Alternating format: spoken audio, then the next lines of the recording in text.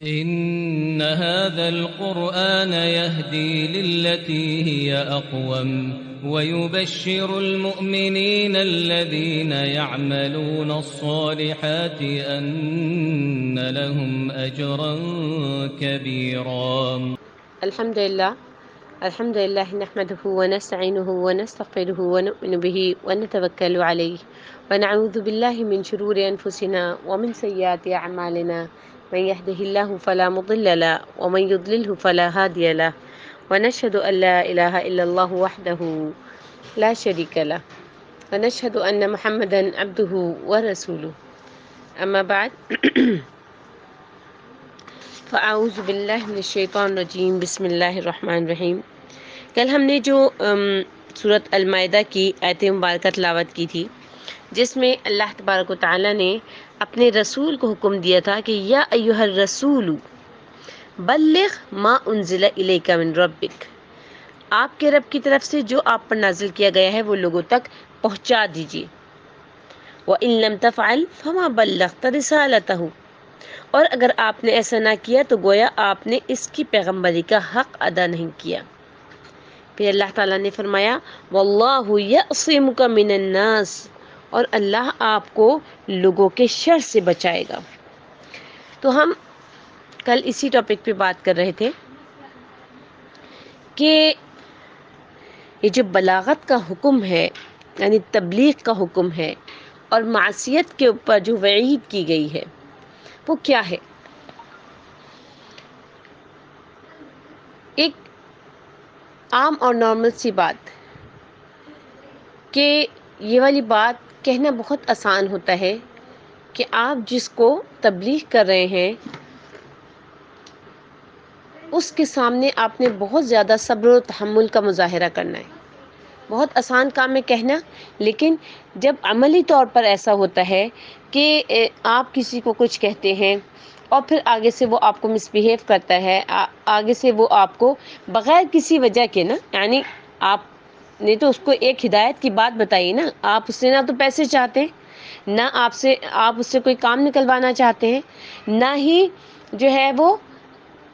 آپ کا کوئی فائدہ ہو رہا ہے، الا یہ کہ آپ کا کیا فائدہ ہو رہا ہے کہ تبلیغ کا جو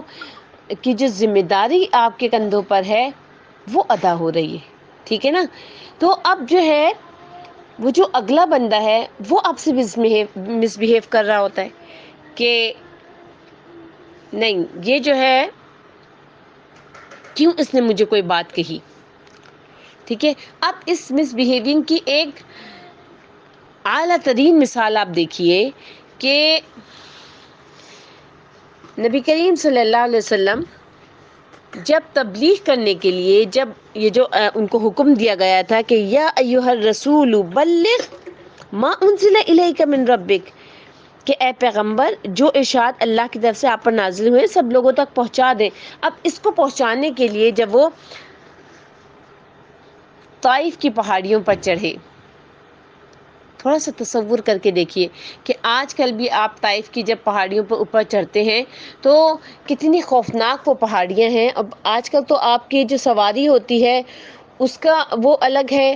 جو روڈز بنے ہوئے ہیں وہ الگ ہے، اس کے علاوہ آپ امن میں ہوتے ہیں، آپ کو پتہ ہے کہ آگے سے آپ کے اوپر کوئی حملہ نہیں کرے گا، آپ گھومنے پھرنے کے لیے گئے ہوتے ہیں۔ نبی کریم صلی اللہ علیہ وسلم اکیلے تنہا، حالانکہ کچھ لوگ اسلام لے کے آ چکے تھے، وہ یہ بھی کر سکتے تھے کہ ایک جماعت بنا کر لے کے جاتے، لیکن اکیلے وہ گئے، ٹھیک ہے۔ اور پھر کتنا کلومیٹر چلنے کے بعد، اور وہ بھی پہاڑ کے اوپر چڑھنا، ٹھیک ہے۔ اور اس طویل راستے کو، اس پرخطر راستے کو انہوں نے اکیلے طے کر کے جب وہ اوپر پہنچے تو آگے سے ان کا کیا استقبال کیا گیا؟ جوتوں سے استقبال کیا گیا، پتھروں سے استقبال کیا گیا، عجیب عجیب قسم کی باتوں سے استقبال کیا گیا۔ کیا آپ ان کی جگہ ہوتے تو برداشت کرتے اس چیز کو کہ ایک تو میں اتنے دور سے جو ہے وہ ان کو صرف اللہ تعالیٰ کی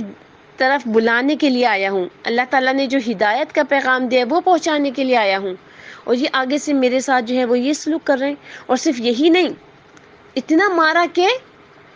جوتے جو ہیں وہ خون سے بھر گئے۔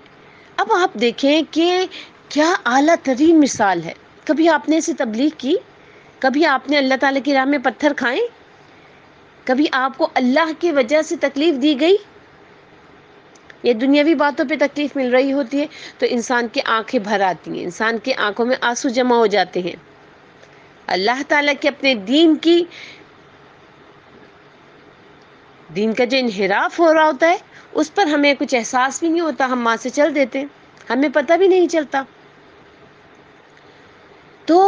جو تبلیغ کے لیے انہوں نے تکلیف اٹھائی، اس کے بعد جو ہے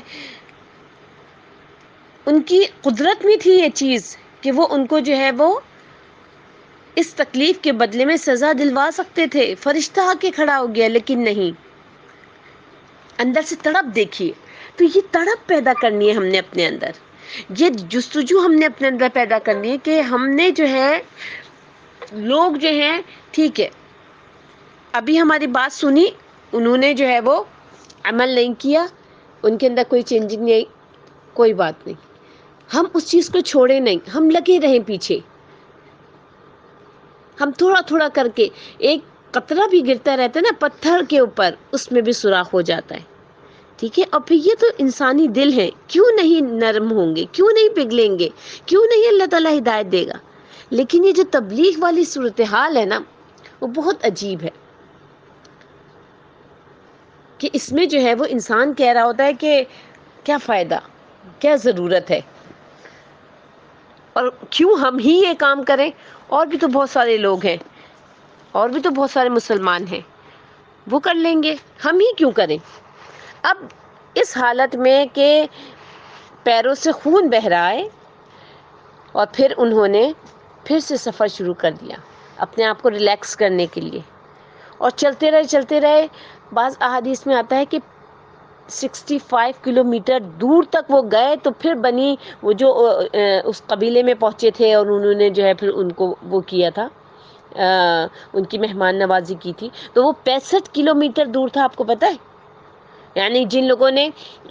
پیدل حج کیا ہے وہ اس بات کو بخوبی جانتے ہیں کہ جب ہم مزدلفہ سے مینا تک جا رہے ہوتے ہیں، یا مینا سے جو ہے پھر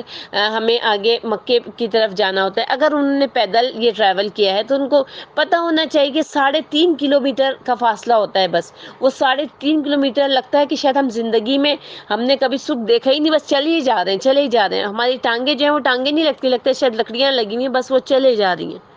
یہ صرف 3.5 کلومیٹر کا فاصلہ ہے، انہوں نے اتنا فاصلہ طے کیا۔ تو یہ جو بلغ کا جو حکم دیا گیا تھا، تبلیغ کرنے کا جو حکم دیا گیا تھا، تو اس میں جو ہے وہ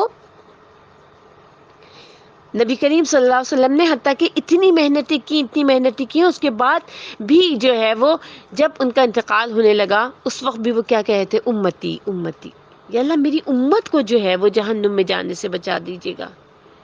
اور پھر اللہ تعالیٰ کو اس چیز پہ گواہ بھی بنایا، یا اللہ آپ گواہ رہیے گا کہ میں نے تبلیغ کا حق ادا کر دیا، میں نے پہنچانے کا حق ادا کر دیا۔ تو یہ ہے، تو اب اگر ہم امت مسلمہ ہیں تو ہمیں اپنے آپ سے یہ سوال کرنا چاہیے کہ ہم نے اب تک زندگی کے اس حصے تک آ کر ہم نے تبلیغ کا حق کتنا ادا کیا، کتنے لوگوں تک دین پہنچایا، یا ہماری بات میں کتنا اثر تھا کہ کتنے لوگ تھے جو کہ ہماری بات سننے کے بعد انہوں نے اپنے عمل میں چینجنگز کر لی۔ تو یہ وہ سوال ہے جو قیامت کے دن آپ سے کیا جائے گا، یہ وہ سوال ہے کہ جب جہنمیوں کو جہنم میں ڈالا جائے گا تو وہ آپ کا گریبان پہلے پکڑیں گے، یا اللہ ان کو پہلے آپ جو ہے جہنم میں ڈالیے اور اس کے بعد جو ہے وہ پھر ہمیں ڈالیے گا، کیونکہ یہ ہمارے ساتھ ہوتے تھے، انہوں نے ہمیں بتایا ہی نہیں، ہمیں تو پتہ ہی نہیں چلا۔ جس سے کہ اللہ رب العزت نے ایک قوم پہ عذاب کا حکم دیا، فرشتوں کا حکم دیا کہ اس قوم پر جو ہے وہ عذاب لے کے نازل ہو جاؤ۔ فرشتوں نے کہا یا اللہ اس میں ایک شخص ہے جو آپ کی عبادت کرتا ہے، وہ اتنی عبادت کرتا ہے کہ کوئی کام نہیں کرتا، صرف اور صرف وہ کوئی نافرمانی کسی قسم کی وہ نہیں کرتا، صرف اور صرف وہ سجدے میں پڑا رہتا ہے، یا جو ہے وہ جو عبادت کی جو یہ بنی اسرائیل کا واقعہ ہے، تو عبادت کی جو کیفیت ہے اسی میں ہی رہتا ہے، بس وہ ہر وقت صرف عبادت کرتا رہتا ہے۔ اللہ تبارک و تعالیٰ نے کہا اس شخص کو سب سے پہلے اس کے اوپر عذاب نازل کرنا، سب سے پہلے اس کے اوپر عذاب ڈالنا۔ کس وجہ سے؟ کہ وہ خود تو عبادت کر رہا ہوتا تھا، اس کو پتا تھا کہ میں ایک ہوں، میری عبادت کرنی ہے، مجھ سے مانگنا ہے، لیکن اس نے یہ بات لوگوں تک کیوں نہیں پہنچائی؟ تو اگر آپ یہ سمجھ رہے ہیں کہ اپنے اپنے گھروں میں بیٹھ کے آپ جو ہے وہ تسبیحاں پڑھتے رہیں اور اپنے اپنے گھروں میں بیٹھ کے نماز اور روزے رکھتے رہیں، اپنے اپنے گھروں میں بیٹھ کر آپ جو ہے وہ اللہ تعالیٰ کا ذکر کرتے رہیں تو آپ بچ جائیں گے، تو آپ بالکل غلط ہیں۔ آپ نے ان تمام چیزوں کو، اس تمام علم کو، جو ہم کہتے ہیں نا اللہم انی اسألک علما نافعا وعملا متقبلا، تو علم نافعہ کیا ہے؟ نفع دینے والا علم، یعنی جو علم آپ تک آ گیا، جو علم آپ کو پہنچا دیا گیا، اس سے جو ہے آپ نے نفع کیسے حاصل کرنا ہے؟ کہ بھئی آپ کے پاس علم آیا اور آپ نے عمل اپنا چینج کر لیا، بدل لیا، پھر بس ختم؟ نہیں، اب اس سے نفع کیسے حاصل ہوگا؟ آپ کی اولاد آپ کو دیکھ رہی ہے، وہ بھی صحیح ڈگر پہ چل پڑی، اس کی بھی صحیح تربیت ہونے لگی۔ اب آپ نے وہ لوگ جو کہ آپ کے آس پاس ہیں، آپ ان سے ملتے جلتے ہیں، یا اسپیشل آپ چلے جائیے ان کے پاس اور اس کے بعد جو ہے وہ ان کو اس بات کی دعوت دیجیے، ان کو یہ بات کہیے کہ آپ بھی جو ہے وہ اسلام کی یہ قانون، یہ شریعت، یا اسلام کے یہ جو احکامات ہیں، اس پر آپ جو ہے وہ جو عمل نہیں کر رہے ہیں، آپ عمل کرنے لگیں کسی بھی طریقے سے۔ دیکھیں اللہ تبارک و تعالیٰ نے اسی لیے جو جنتوں کو اتنا ذکر کیا ہے قرآن میں، وہ اسی لیے ہے کہ جب اتنا جنتوں کا ذکر ہے تو آپ جو ہے وہ لوگوں کو جنتوں کی خوشخبریاں دیجئے کہ ایسی ایسی جنتیں ہیں۔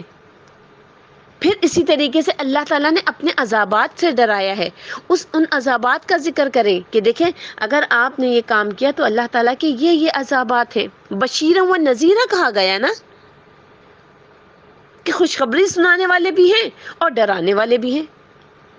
تو آپ بھی لوگوں کو خوشخبریاں بھی سنائیں اور اللہ تعالیٰ کے عذاب سے ڈرائیں بھی۔ پھر تیسری چیز کیا آتی ہے؟ اللہ کی محبت، اللہ کی محبت ان کے دلوں میں ڈال دیجئے۔ اس کے لیے سب سے پہلے آپ کے اپنے دل میں اللہ تعالیٰ کی محبت ہونی چاہیے، اللہ تعالیٰ کا پیار ہونا چاہیے، اور محبت جس شخصیت سے کی جاتی ہے انسان کو اس کی ہر بات اچھی لگتی ہے، ہر ادا اس کی پسند آتی ہے، ہر ادا پہ انسان مر مٹتا ہے۔ تو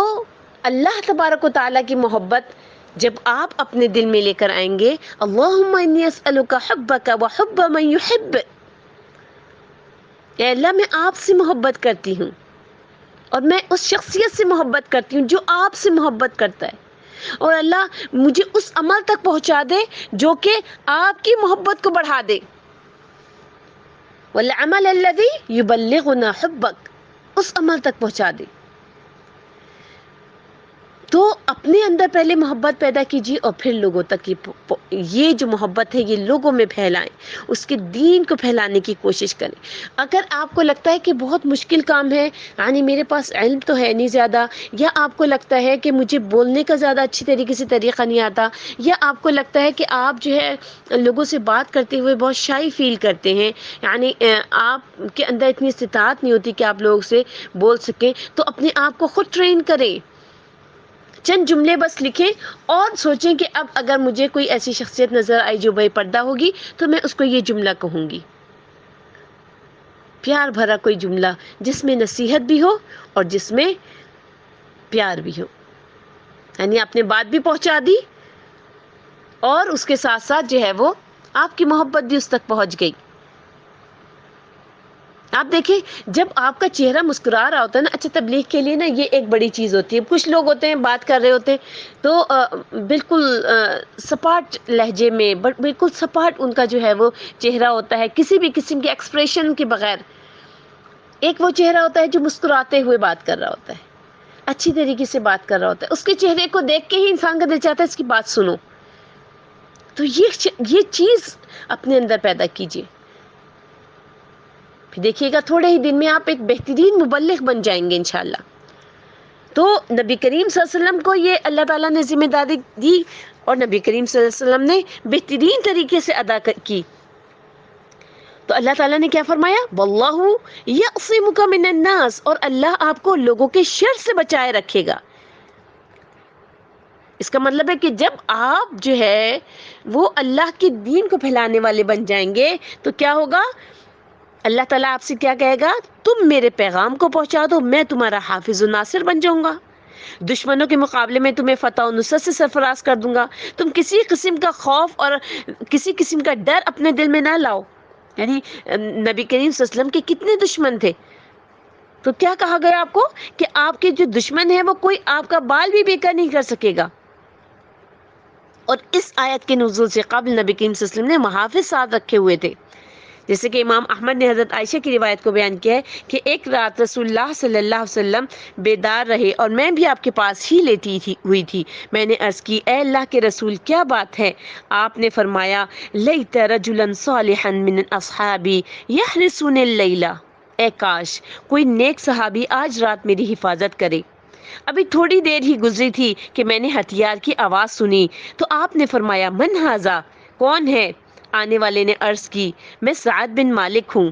فرمایا ما جاء بک، کیسے آنا ہوا؟ انہوں نے جواب دیا اے اللہ کے رسول میں آیا ہوں کہ آج رات آپ کا پہرا دوں. حضرت عائشہ رضی اللہ تعالیٰ عنہ بیان کرتی ہیں کہ اس کے بعد رسول اللہ صلی اللہ علیہ وسلم آرام سے سو گئے حتیٰ کہ میں نے آپ کے خراٹوں کی آواز سنی. اسے بخاری و مسلم نے بیان کیا ہے اس حدیث کو. اور ایک اور روایت میں یہ الفاظ ہیں کہ رسول اللہ وہ مدینے میں آمد کے بعد ایک رات بیدار رہے. یعنی ہجرت اور حضرت عائشہ کی رخصتی کے بعد جو ہے وہ سن 3 ہجری کا یہ واقعہ ہے